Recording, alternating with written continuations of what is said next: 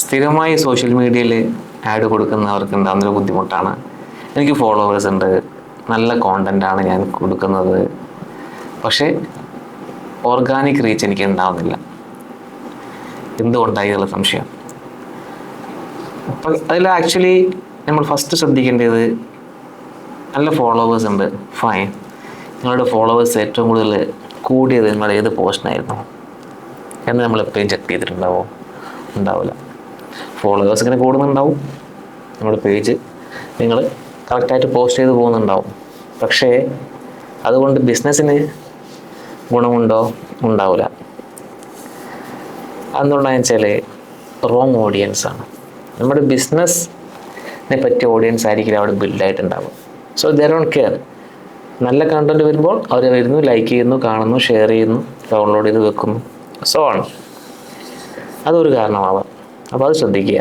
നല്ല ഓഡിയൻസ് ആണോ എൻ്റെ ബിസിനസ് പേജ് അല്ലെങ്കിൽ എൻ്റെ പേഴ്സണൽ പേജ് ക്രിയേറ്റ് ചെയ്ത് വെച്ചിരിക്കുന്നത് എന്നുള്ളത്. രണ്ടാമത്തത്, ഒരു ക്ലിയർ CTA ഉണ്ടാവില്ല. CTA means call to action. അതായത് കോണ്ടന്റ് എല്ലാം കണ്ടു, നല്ലതാണ്, I am interested but I don't know what to do next. അടുത്തത് എന്ത് ചെയ്യണമെന്ന് അറിയില്ല.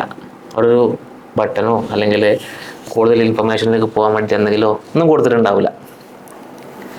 അതൊരു അഡ്രസ്സ് ചെയ്യേണ്ട വിഷയമാണ്. എപ്പോഴും ശ്രദ്ധിക്കുക. അതായത് നമ്മൾ ചെയ്യുന്നൊരു കോണ്ടന്റ് ബിസിനസ് റിലേറ്റഡ് കോണ്ടന്റ് ആണെങ്കിൽ അതിന് വാട്ട് ടു ഡു നെക്സ്റ്റ് എന്നുള്ളത് നമ്മുടെ ടാർഗറ്റ് ഓഡിയൻസിന് അവിടെ കാണണം.